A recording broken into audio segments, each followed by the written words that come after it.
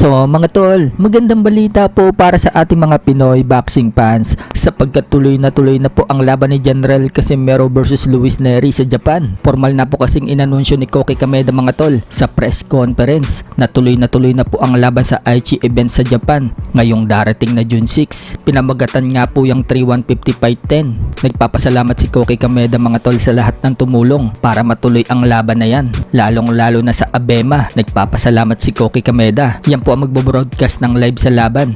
Nilabas na nga din po ang mga listahan na lalaban sa card.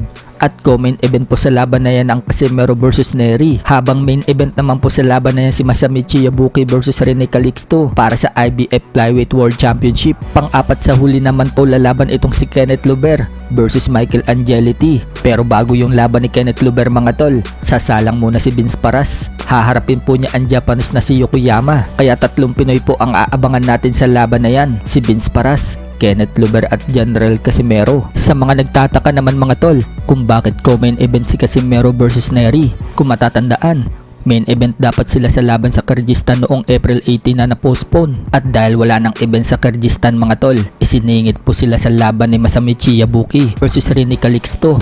At syempre mga tol, World Championship ang laban ni Masamichi Yabuki versus Rene Calixto kung saan nakataya po dyan ang IBF Flyweight World Championship. Kaya expected mga tol na main event talaga sila dyan. Buti nga mga tol, ginawang co-main event si Casimero versus Nery dahil may World Championship pang isang lalaban dyan at title eliminator. Yan po ang laban ni Andrew Moloney versus Willy Bardo Garcia kung saan nakataya po dyan ang IBF Super Flyweight World Championship at laban ni Kenneth Luber versus Angeliti kung saan nakataya naman po dyan ang IBF title eliminator sa Bantam. Sa kabilang banda naman mga tol, matapos pong madismaya si Rico Verhoeven sa pagkatalo niya kay Alexander Usyk via technical knockout sa round 11 sa Egypt at madismaya din sa scorecards ng mga hurado. Nagre-request nga po ngayon si Rico Verhoeven kay Torki Alalshik ng rematch dito kay Alexander Usyk. Gusto daw niya makalaban muli si Usyk pero mukhang hindi po makikipag-rematch si Usyk dito kay Verhoeven. Si Akit Kabayel po kasi ang sunod na lalabanan ni Usyk bago pag-usapan ng rematch dito kay Verhoeven.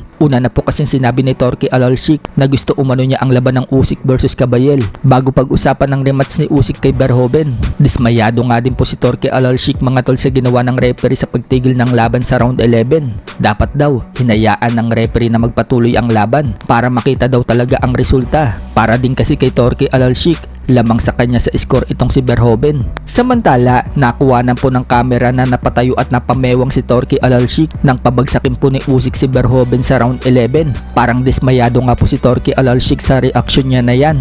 Dahil kung matutuwa yan mga tol, sana pumalakpak na siya. Isa lang po ang ibig sabihin yan, pabor siya dito kay Verhoeven at buong akala niya masisilat ni Verhoeven itong si Usyk pero nagkamali ng kamada itong si Verhoeven.